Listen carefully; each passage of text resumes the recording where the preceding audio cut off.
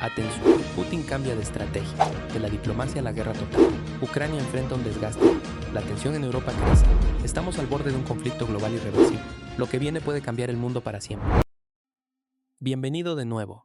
Hoy tenemos el gran privilegio de estar acompañados por Alexander McCours, el muy popular presentador de The Duran. Así que es bueno verte de nuevo. Es un placer verte de nuevo, Glenn, y estoy muy feliz de estar en este programa. Bueno, quería hablar contigo hoy sobre si estamos viendo un nuevo Putin en esta guerra.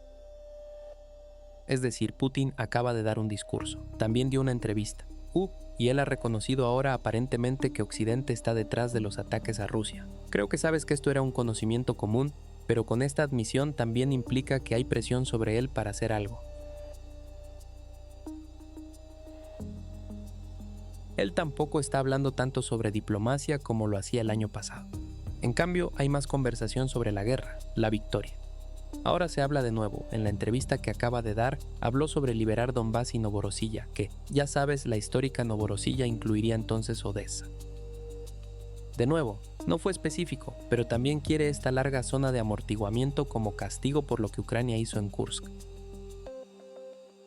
Esto significa no solo un buffer a lo largo de Kharkov, Sumy, posiblemente Chernigov, sino que de hecho el ejército ruso se está acercando bastante a Kharkov y Sumy. Así que podría haber la tentación de apoderarse de la segunda ciudad más grande de Ucrania. Así que me estaba preguntando, ¿qué está pasando? De nuevo, ¿es este un nuevo Putin? Es un nuevo Putin. Ahora, he estado hablando de esto durante algún tiempo. Creo que hubo un momento clave para los rusos que ocurrió en diciembre, cuando hubo un ataque con drones en la residencia de Putin en Valdai.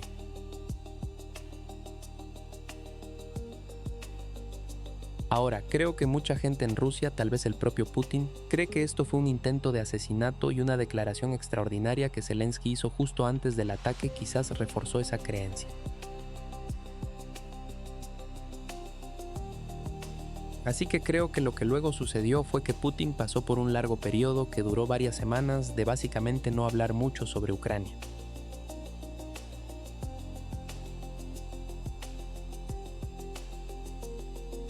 Y eso siempre me hizo pensar que había algún tipo de debate interno en Rusia dentro del liderazgo sobre qué hacer.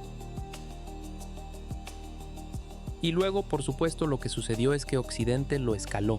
Lo escaló con estos ataques de drones en los que claramente están muy involucrados en estos ataques de drones contra Rusia. Más ataques con misiles también contra instalaciones rusas y una narrativa general.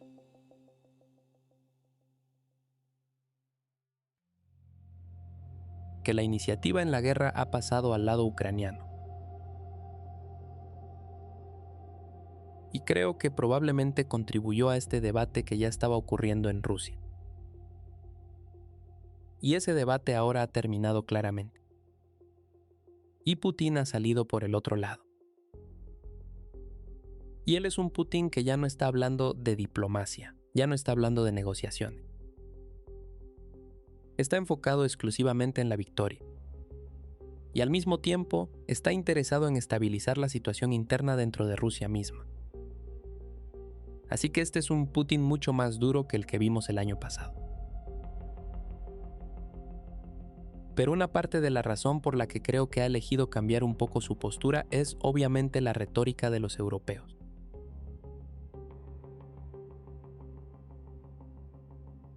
Parece que los líderes europeos se están preparando para la guerra. Diría que Trump parece estar haciendo un giro de regreso hacia Ucrania, pero parece menos ansioso por una guerra directa en comparación con los líderes europeos. ¿Cómo estás evaluando ese lado de la ecuación de los europeos? Y el renovado interés de Trump en Ucrania. Bueno, recientemente estuve en Rusia, asistí a una conferencia en Pskov y me reuní con algunas personas en Moscú. El consenso abrumador que encontré fue que la gente, no solo hablo de personas, ya sabes, en el gobierno y conectadas al gobierno, sino, ya sabes, personas con las que hablas que trabajan en fábricas y que por primera vez conocieron a personas que trabajan en fábricas, ven esta guerra muy en términos de Rusia y Occidente. Y creo que la retórica que proviene de Europa, sobre Europa estando efectivamente al borde de una guerra con Rusia, se ha comunicado también a Rusia y al propio Putin.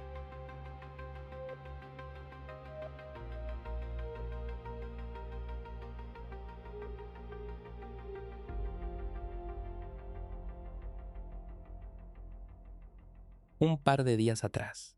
Él en realidad dijo que los europeos, de hecho creo que en realidad habló sobre el oeste. Claramente significa que más los europeos se están preparando para la guerra con Rusia y Rusia debe prepararse para la guerra contra Europa, el oeste.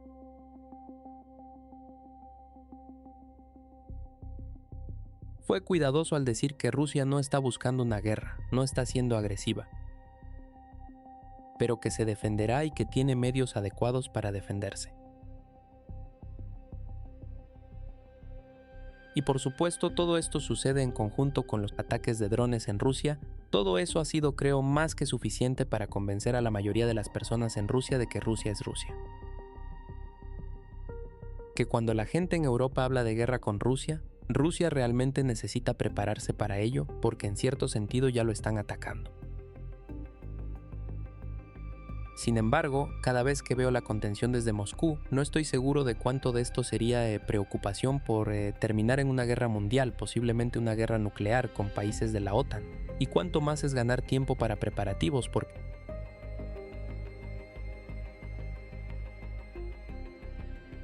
no creo que los europeos estén declarando muy abiertamente, estableciendo fechas para cuándo comenzará la guerra con Rusia. Si estuviera asesorando a Moscú, les diría que aumenten el arsenal Oreshnik y preparen mucha munición para asegurarse de que esta guerra no se pelee en los términos del enemigo.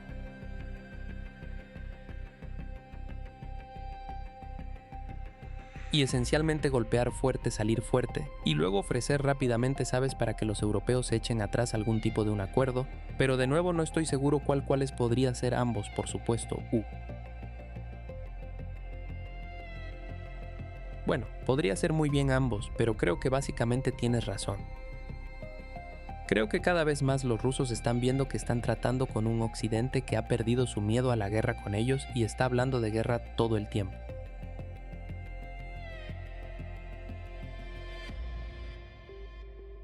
Vivo en Gran Bretaña y la cantidad de retórica que hay sobre la guerra aquí es absolutamente extraordinaria. Y la falta de la oposición popular a la idea de la guerra con Rusia también es francamente desalentadora. Quiero decir, una vez hubo mucha oposición, pero en realidad hay muy poca. Y creo que los rusos han sacado sus propias conclusiones de que la guerra puede estar muy bien viniendo y que es hora de prepararse para ello. Y por supuesto, tenemos a otras personas en Rusia, personas como el profesor Karaganov, a quien por supuesto conoces y has entrevistado varias veces, que han estado hablando sobre la necesidad de restaurar en Occidente ese sentido de miedo a la guerra, que actualmente ya no existe.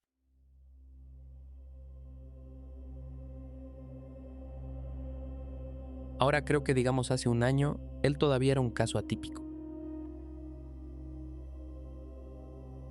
Creo que básicamente estaba hablando principalmente por sí mismo.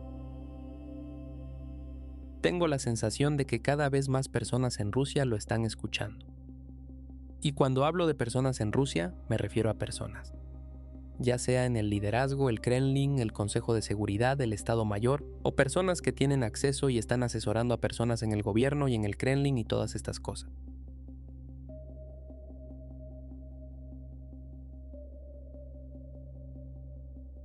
Así que hemos tenido un oscurecimiento muy significativo del estado de ánimo. Y realmente ningún interés adicional en la diplomacia en absoluto. En esta entrevista que dio Putin, la que acabas de mencionar, habló sobre las diversas iniciativas diplomáticas que acaba de recibir de Occidente, y las desestimó por completo. Dijo que estos no tienen valor, son solo trucos, no están realmente destinados a llevarnos hacia una resolución negociada adecuada. Y también dijo por primera vez que no había ningún acuerdo o trato alcanzado con los estadounidenses en Anchorage.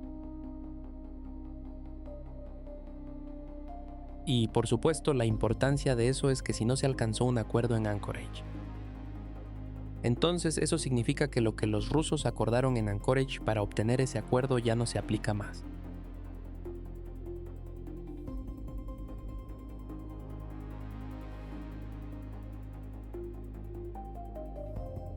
Ya no están atados por ello.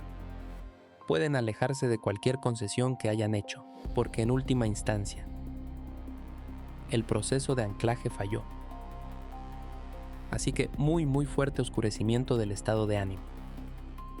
Y creo que se refleja en toda la sociedad rusa. Bueno, generalmente supongo que la discusión sería, sin embargo, cómo restaurar el disuasivo y también cómo ganar la guerra, porque Rusia puede ir en dos direcciones. Es decir, puede o bien eliminar a Ucrania y luego los europeos estarán sin su apoderado. Pero por supuesto, los europeos aún podrían ir a la guerra con Rusia una vez que hayan sido agotados un poco. Alternativamente, Rusia va tras el titiritero que está detrás de los países de la OTAN. Pero tiene sentido centrarse en Ucrania, pero por otro lado, es posible. Quiero decir, parece que, ya sabes, derrotar a Ucrania no acabaría con la guerra permanente. Digo esto porque es difícil imaginar que la OTAN renuncie a este poderoso proxy. Ten en cuenta que ha habido muchas posibilidades de paz. Inicialmente los países europeos acordaron este gobierno de unidad en 2014, cuando Yanukovych fue desestabilizado. Ignoraron eso y en su lugar los derrocaron. Luego tuvimos Minsk. Los europeos y los americanos tuvieron la oportunidad de hacer la paz. No quisieron hacer la paz. Continuaron desarrollando Ucrania como un proxy. En 21 tuvimos personas como Kurt Volker, quien fue el ex embajador de la OTAN de los Estados Unidos. ¿Quién está haciendo el punto, sabes? No necesitamos un acuerdo de paz con los rusos. Solo, ya sabes, ¿cuál era esto? Él tenía una frase, un conflicto es éxito, algo por el estilo.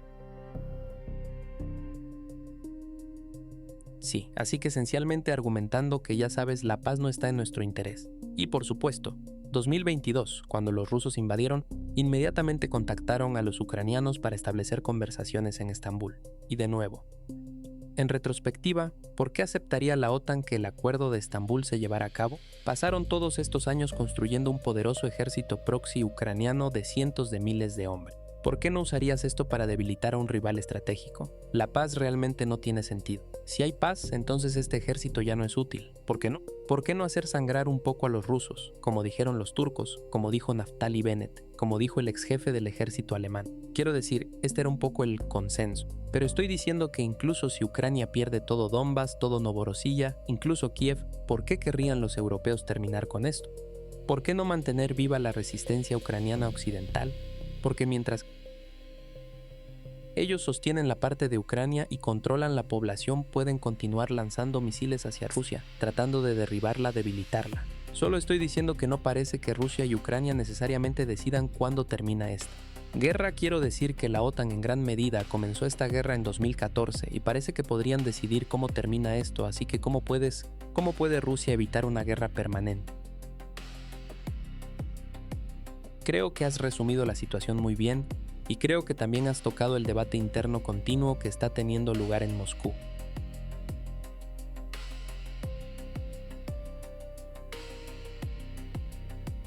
Ahora, creo que el debate ya no es, ¿podemos negociar una resolución a esta crisis?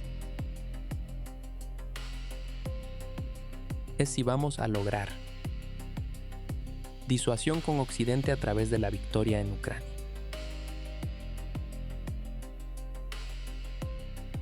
En otras palabras, si simplemente lograr la victoria en Ucrania por sí mismo será suficiente para restaurar la disuasión en las relaciones con Occidente.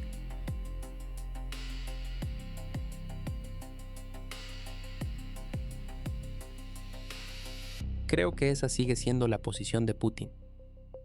O alternativamente una posición más dura que está comenzando a surgir, que es que de hecho para restaurar la disuasión tienes que ir más allá. Tienes que ir más allá de la victoria con Ucrania. Tienes que comenzar a hacer otras cosas que volverán.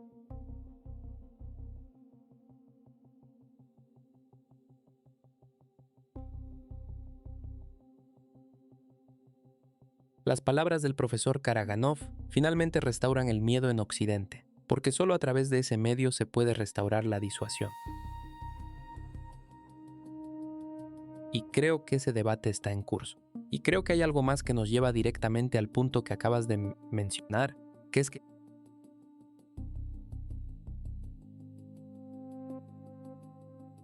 probablemente va a cambiar las ideas que los rusos tienen sobre lo que significa la victoria en Ucrania.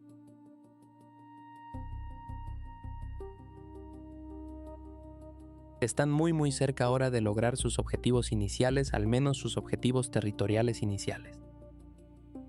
No creo que nadie que esté mantiene alguna conexión con la realidad, ya no duda de que van a capturar Donbas muy pronto. Quiero decir, probablemente tomará unos meses, pero estamos acercándonos a eso. Probablemente lo mismo va a demostrar eventualmente ser cierto sobre las otras 4 regiones, Zaporozhye, Gerson y donde sea. El ejército ucraniano parece cada vez más agotado, el avance ruso parece cada vez más irresistible. Pero la pregunta entonces se convierte en, ¿qué haces cuando se logran esos objetivos?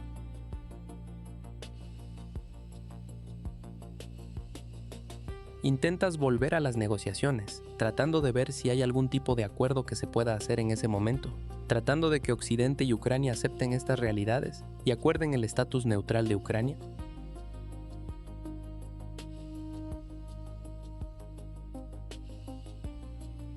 Creo que hay dudas crecientes en Moscú de que eso sea posible, en cuyo caso los rusos, muy a mi pesar, creo que en contra de su deseo inicial. Podrían decidir que no tienen otra opción real que avanzar más hacia el oeste, y creo que eso es algo que en Occidente no hemos entendido. Creo que hay una suposición de que, debido a que los rusos han tardado tanto en llegar a este punto, no van a tener ningún apetito para ir más allá de eso, y no van a tener los medios para ir más allá de eso. Creo que pueden no tener el apetito, pero creo que pueden sentir que tienen la obligación de ir más allá. Y creo que para cuando Donbas, Zaporozhye, Gerson y todos los demás sean capturados. El ejército ucraniano en sí, la economía ucraniana estará tan destrozada que no creo que el resto de la guerra vaya a durar tanto como algunas personas suponen. Pero en efecto, al tomar este extremo, quiero decir, lo que estamos muy cerca de hacer es sellar el destino de Ucrania, condenándola, condenando su futuro como un estado independiente.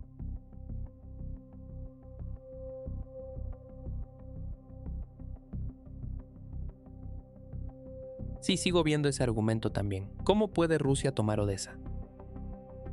Mira cuán lejos les llevó conseguir Donbas, pero como dijiste, esta es una guerra de desgaste. Miras la disminución en la mano de obra, el armamento, el equipo, la economía, la estabilidad social, la estabilidad política. Quiero decir, todo esto. Sí, las fortificaciones puedes medirlas a lo largo de muchas líneas, pero todas ellas indican que se dirige hacia un final, el que termina bien. No es como si los ucranianos pudieran mantener la línea como lo hicieron en los anteriores 4 años. Así que sí, creo que esto es, algo de esa charla dulce que la gente se dice a sí misma. En el oeste para aferrarse a esta narrativa de que Ucrania está ganando que es, sí, aparentemente está de moda de nuevo. Pero vi al presidente de Finlandia o a Stap salir y decir que ya sabes, hay condiciones que aún son que Ucrania debería ser parte de la OTAN, lo cual es muy europea forma de pretender estar a favor de Ucrania. Pero realmente diciendo que no habrá paz, ¿qué es lo que estás diciendo si exiges la OTAN? Tú dijiste, sin embargo, que la guerra tendrá escalaciones que tomarán otras formas. También hemos visto de que has hablado sobre el aumento de una guerra más sucia. También los rusos están jugando un papel más importante. ¿Cómo se está desarrollando esto? Bueno, tengo que decir que la guerra sucia es algo que me hace sentir muy incómodo. Pero por primera vez que puedo recordar en este conflicto, los rusos han admitido haber llevado a cabo el asesinato en algún lugar y de alguna manera de la que no nos informan.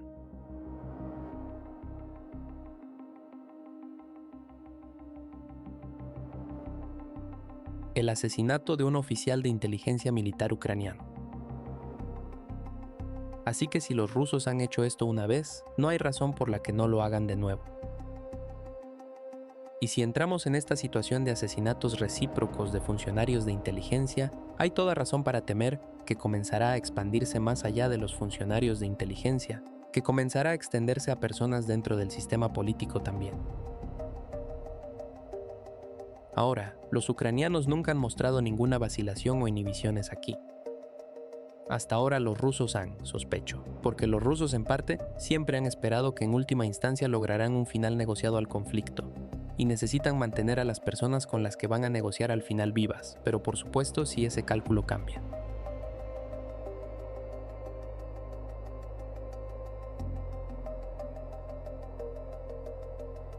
Entonces, por supuesto podríamos comenzar a ver ese cambio también. Y por supuesto, los rusos tienen muchos más recursos y muchas más capacidades en esta área que los ucranianos. Y nadie debería tener ninguna duda al respecto. Y por supuesto, si comenzamos a ver una guerra sucia como esa, una guerra de asesinatos y ejecuciones extrajudiciales comienza, entonces no hay razón para pensar que se limitará a Ucrania. Podría comenzar a extenderse a Europa, donde probablemente habrá muchas de estas personas. Ahí, y mucho de esto comenzará a desarrollarse, y en todo tipo de otros lugares también. Y esto va a ser muy incómodo para nosotros, de hecho. Puedo recordar cómo Europa se convirtió en el lugar de una guerra sucia en los años 70 entre los palestinos y los israelíes.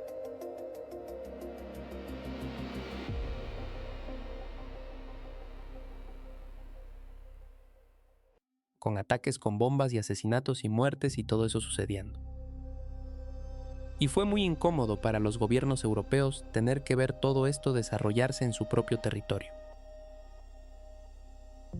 Quiero decir, hubo una gran interrupción, como estoy seguro de que recuerdas, de los Juegos Olímpicos en Múnich en 1972, solo por dar un ejemplo, pero los jugadores que estarían jugando este juego van a ser mediblemente más poderosos. No estamos hablando, ya sabes, de israelíes y palestinos. Estamos hablando de rusos y, ya sabes, una superpotencia o al menos una especie de gran potencia por un lado. Y en última instancia, si los estadounidenses se involucran también, bueno, puedes imaginar lo profundamente desagradable y peligroso que eso puede volverse fácilmente. Por supuesto, hay diferentes tecnologías en juego también.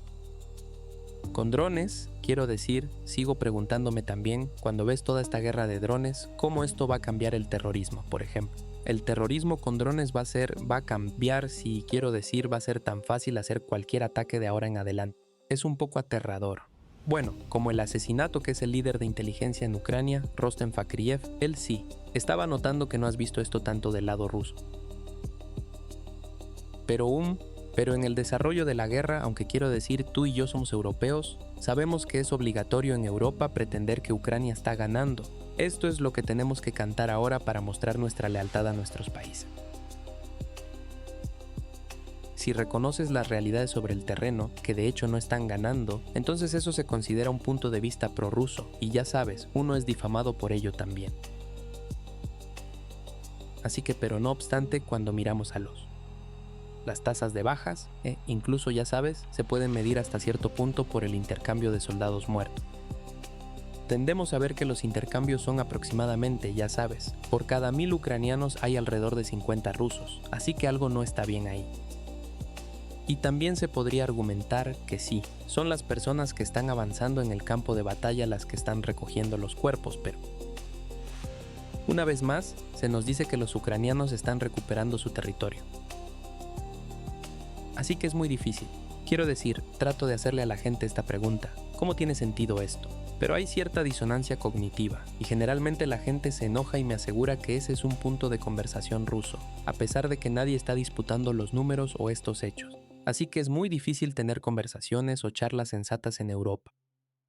Pero supongo que mi pregunta es entonces, ¿cómo ves las líneas del frente moviéndose en esta guerra de desgaste? Bueno, primero que nada, puedo decir que tu punto, tu frustración de señalar estas inconsistencias lógicas, estas contradicciones fácticas a la gente y todo lo que obtienes es ira sombría y a veces más que solo ira sombría se convierte en ira abierta.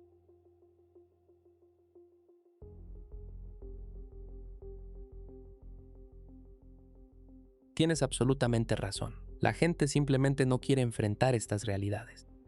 Y si estamos hablando sobre la situación en las líneas del frente, bueno, cualquiera que observe lo que está sucediendo objetivamente puede verlo por sí mismo. Los rusos están ahora en las puertas de Kramatorsk, Slaviansk, todos estos lugares, la última línea de defensa que queda. En Donbass, más allá de eso, aparentemente es principalmente estepa abierta, hasta que llegas a uno o dos, solo unas pocas grandes ciudades y luego más adentro en la región de Zaporozhye donde ha habido. Ya sabes, mucho movimiento en las líneas del frente, pero no obstante el movimiento es claramente a favor de los rusos y en el noreste de Ucrania en Sumy y Kharkov. Bueno, de hecho, como también señalaste, estas dos ciudades, Sumy y Kharkov, ahora también están amenazadas. Esta narrativa de que Ucrania está ganando, de que los rusos están perdiendo, de que los ucranianos están tomando la iniciativa, de que los drones son de alguna manera el arma milagrosa que va a restaurar la iniciativa a los ucranianos. Pero todo lo que necesitamos hacer es seguir haciendo lo mismo una y otra vez. Y esta vez va a salir bien porque ha habido un aumento del 0.5% en la tasa de inflación. O porque el crecimiento ha sido ligeramente menos fuerte en la economía rusa de lo que ha sido. Estas narrativas que escuchamos, estas ilusiones que escuchamos todo el tiempo, quiero decir, son simplemente pensamientos ilusorios, racionalizaciones puestas ahí por personas que simplemente quieren continuar la guerra. Y lo que están haciendo es que simplemente están asegurando que la derrota cuando llegue será más completa y más desastrosa para nosotros de lo que podría ser de otra manera. Y por supuesto, volviendo a tu punto sobre Ucrania, más desastroso ante todo para Ucrania, que es la nación que se supone que debemos defender.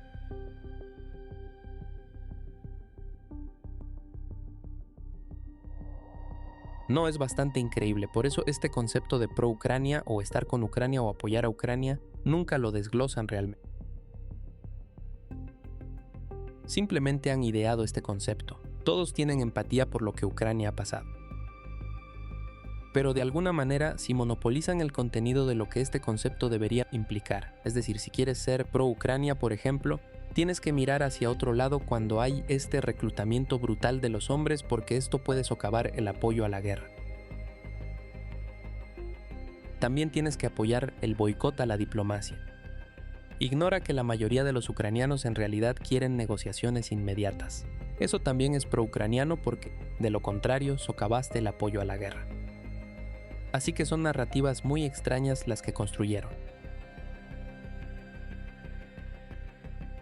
Pero mientras hay mucha noticia falsa y desarrollos narrativos sobre Ucrania ganando. Hay que decir que la OTAN y Ucrania están causando un dolor real para Rusia, especialmente en Crimea.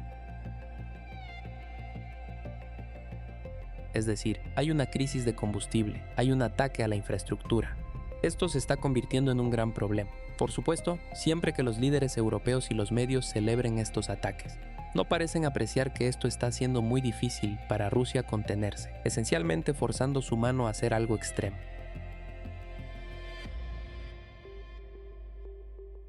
Quiero decir, ¿cómo estás viendo este componente de la guerra?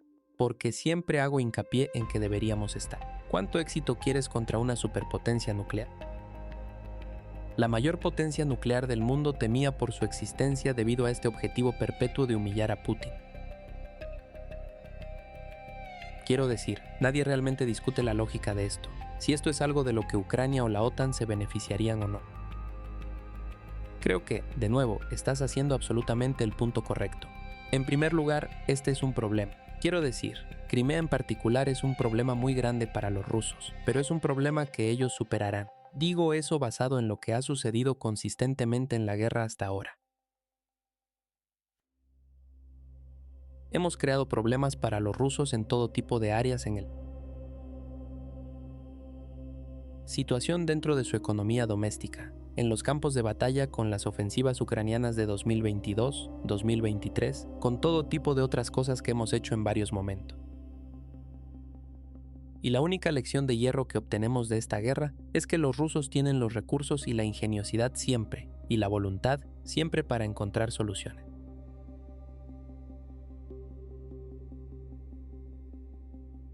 Así que este es un problema para ellos en Crimea, pero lo superarán de alguna manera.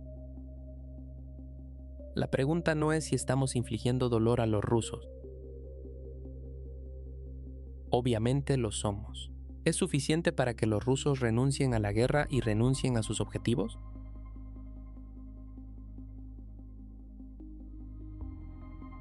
¿O va a ser algo completamente diferente? ¿Qué es hacer que los rusos estén más enojados y más decididos a ver la guerra hasta el final y lograr un resultado en esa guerra que podría ser menos beneficioso o bueno para nosotros?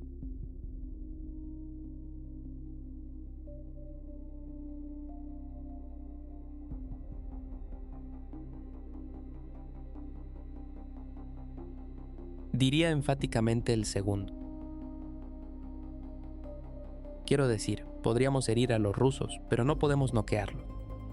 Una vez más, esa es otra lección de hierro que hemos aprendido de la guerra. Así que lo que estamos haciendo con estos ataques es que, sí, estamos haciendo la vida más difícil para ellos, pero en última instancia vamos a hacer la vida peor para nosotros y mucho peor para los ucranianos.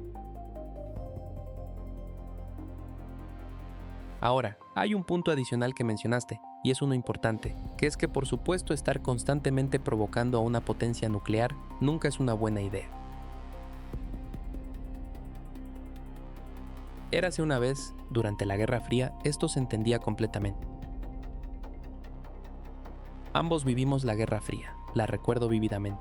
Recuerdo nunca recordar una sola situación donde este tipo de ataques fueron llevados a cabo por una de las dos superpotencias contra la otra. Ahora hacemos esto todo el tiempo y hemos llegado a esta situación donde pensamos que podemos golpear a la superpotencia rusa.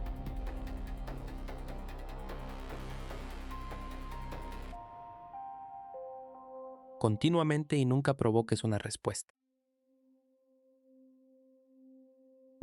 Y que, de nuevo, creo que estamos pasando por alto es que está tomando toda la determinación del presidente Putin.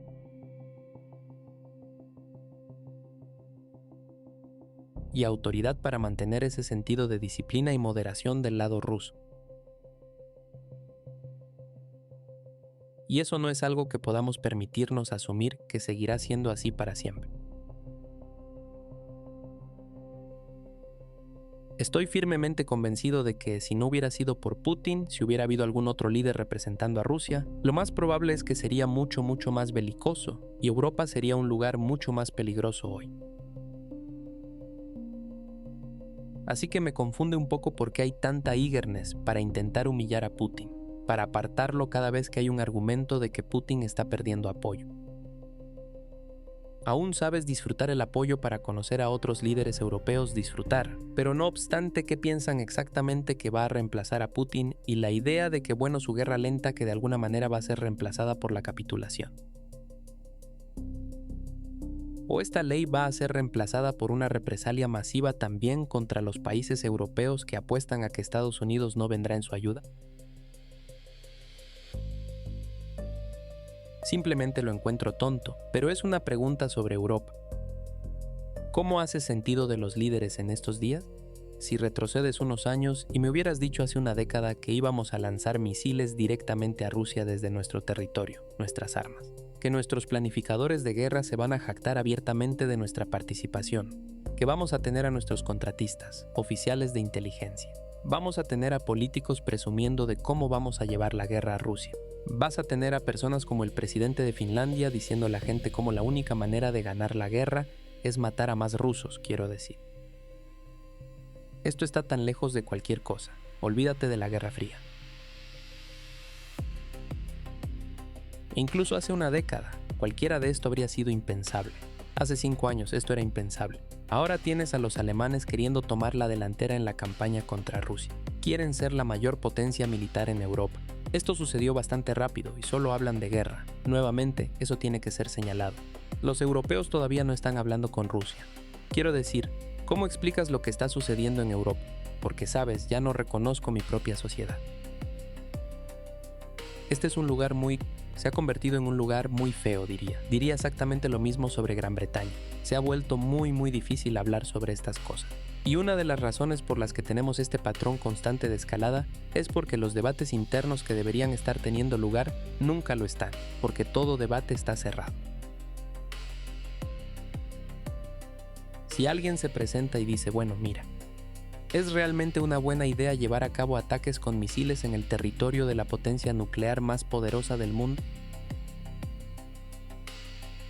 Bueno, de nuevo lo que encuentras es que en el momento en que dices eso, te dicen que hay un punto de conversación de Putin, te acusan de derrotismo o peor aún, de estar realmente del lado ruso.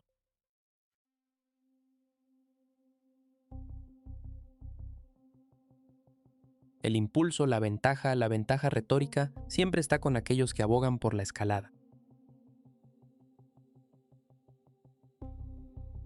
La ventaja política siempre está con aquellos que abogan por la escalada. Y esta es una situación muy peligrosa. Y es uno que hemos creado entre nosotros, porque no importa. Que no podemos hablar con los rusos, no podemos hablar inteligentemente entre nosotros.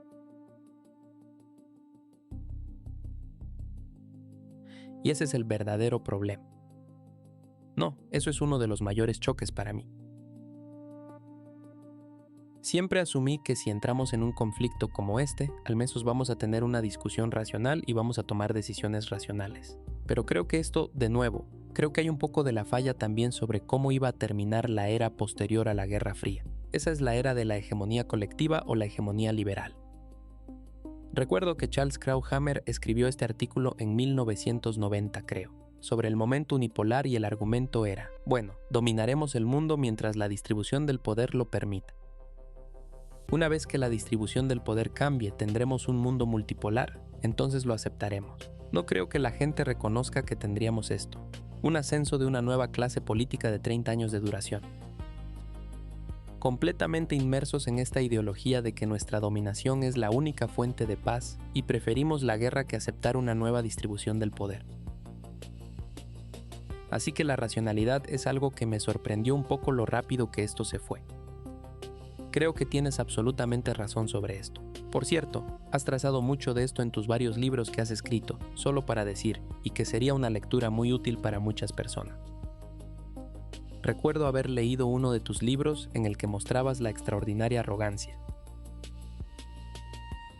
con los cuales funcionarios occidentales, europeos así como americanos, trataron con sus homólogos rusos, negándose consistentemente a aceptar que los rusos tuvieran alguna preocupación de seguridad legítima en absoluto, y aplicando lo que describiste como tácticas de salami contra los rusos todo el tiempo.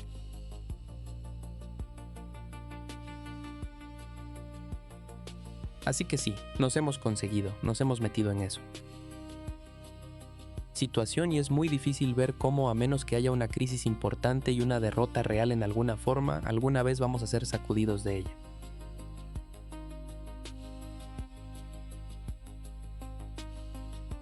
Lo único que diría es que a pesar del hecho de que la oposición a la guerra en Europa no está muy bien organizado y no es muy articulado, está allí, no obstante. Alemania está encontrando casi imposible encontrar personas dispuestas a unirse al ejército para luchar contra Rusia en este momento. Leí que algo así como 200,000 personas, jóvenes, fueron contactadas, invitadas a alistarse, y solo 500 dijeron que lo harían. ¿Lo entiendes?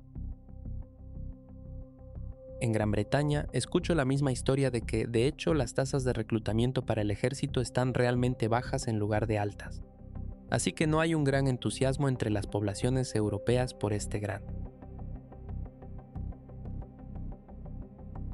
Sabes, duelo y guerra con los rusos.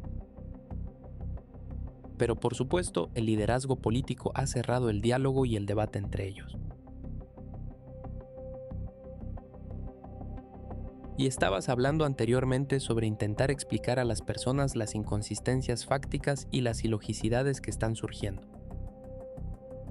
Una de las razones por las que sobreviven, las personas pueden hablar sobre los rusos siendo enormemente poderosos y amenazante, incluso mientras se supone que están perdiendo la guerra en Ucrania, ambos al mismo tiempo. Es precisamente porque no tenemos debates en Occidente, en Europa al menos, ya más.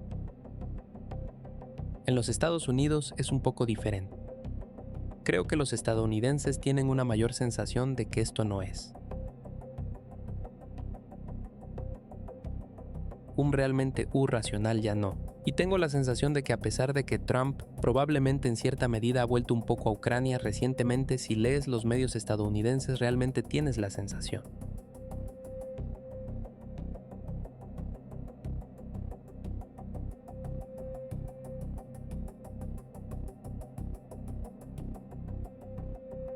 Que parte de la pasión se ha ido de esta guerra en lo que respecta a los estadounidenses. Han visto que se intentó, que ha fallado. Ahora están pensando en otras cosas. Déjame hacer la última pregunta allí sobre por qué a menudo se asume por muchos que la guerra podría llegar a su fin una vez que los líderes europeos que han estado defendiendo esta guerra comiencen a ser votados fuera. Y de hecho ese es un problema que tenemos ahora en Europa. Bueno, no un problema, podría ser una solución, que es la severa impopularidad de los gobiernos impopulares que tenemos a través del continente EU. Siempre hago hincapié en que al menos los británicos, los franceses y los alemanes tienen una gran oposición. En Escandinavia, todos más o menos solo marchan en fila al compás del gobierno. Pero en esos tres grandes países europeos del Reino Unido, Francia y Alemania, los líderes son extremadamente impopulares y hay una gran oposición creciendo, pero de nuevo todo se basa en la idea de que supongo que importa quién se sienta en el trono, porque bueno, desde tu caso sentado en Britannia, un Starmer ahora ha renunciado, pero importa, supongo, quién lo reemplaza para ahora, No, quiero decir, en este momento no hay ninguna señal de que vayamos a ver algún cambio en la política del nuevo primer ministro, que casi con certeza va a ser Andy Borja. Quiero decir, la gente habla sobre el hecho de que hemos tenido esta rotación constante de primeros ministros. Hablan sobre el hecho de que hemos tenido 6 primeros ministros en los últimos 10 años. Casi nunca dicen que 4 de esos primeros ministros ha sido forzado a irse desde 2022. En otras palabras, que la rotación ha acelerado en realidad debido al conflicto en Ucrania y los enormes costos económicos que Gran Bretaña está experimentando como resultado de este conflicto.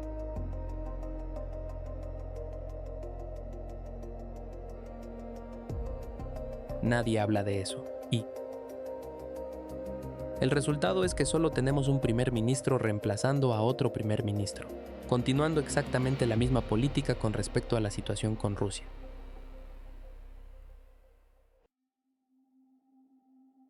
Y el resultado es que la situación económica continúa deteriorándose. El primer ministro se vuelve impopular, pero todo lo que sucede es que el sistema político escupe a alguien más,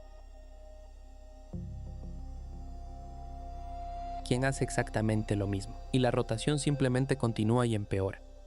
Y me temo que este es el problema en toda Europa. Sí hay oposición. Hay partidos en Alemania, en Italia, en Francia, que consistentemente muestran que quieren cambiar de rumbo. Pero el problema con el que siempre se encuentran es que no solo el establecimiento político está muy aferrado a su política existente, sino que considera a cualquiera que desafíe esa política como prorruso y en última instancia traidor sus inhibiciones sobre hacer cosas.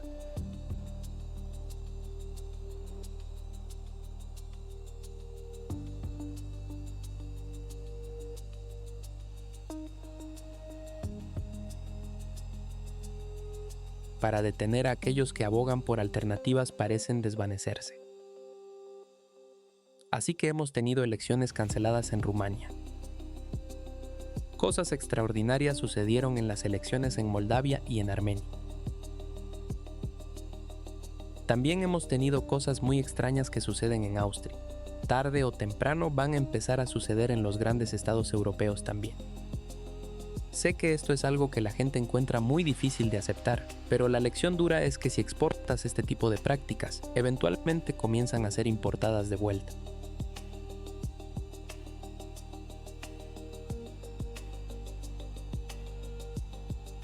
Y vamos a verlos en Europa también, en los grandes países de Europa también.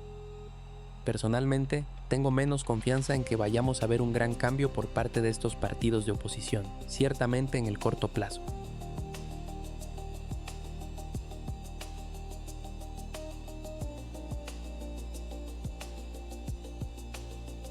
Y estamos en medio de una crisis que se está desarrollando en el plazo relativamente corto. En 5 años, 10 años puede ser diferente. Pero lo que hacemos, lo que necesitamos es un cambio ahora. Bueno, a menudo miro hacia el ejemplo americano de cómo Trump se postuló en la boleta contra el establecimiento. No más guerras. Voy a poner fin a la guerra en Ucrania. Y aquí está. Quiero decir, no parece que importe quién se sentó en la Casa Blanca. Gran parte de las políticas permanecen. ¿Puedo simplemente terminar?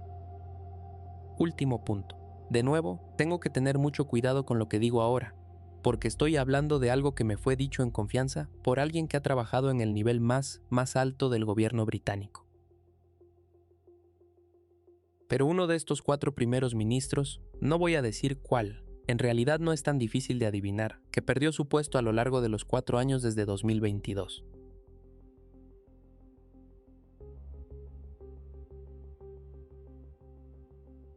Entró en el gobierno, aparentemente se convirtió en primer ministro, diciendo que esta política con Rusia es insostenible y necesita ser cambiada.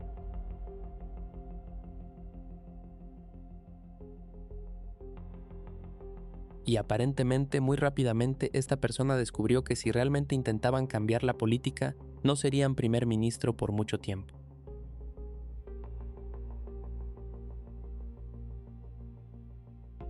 En Italia lo llaman, se refieren a Melonias, ya sabes, antes y después de la elección, cómo todos tienen que alinearse esencialmente.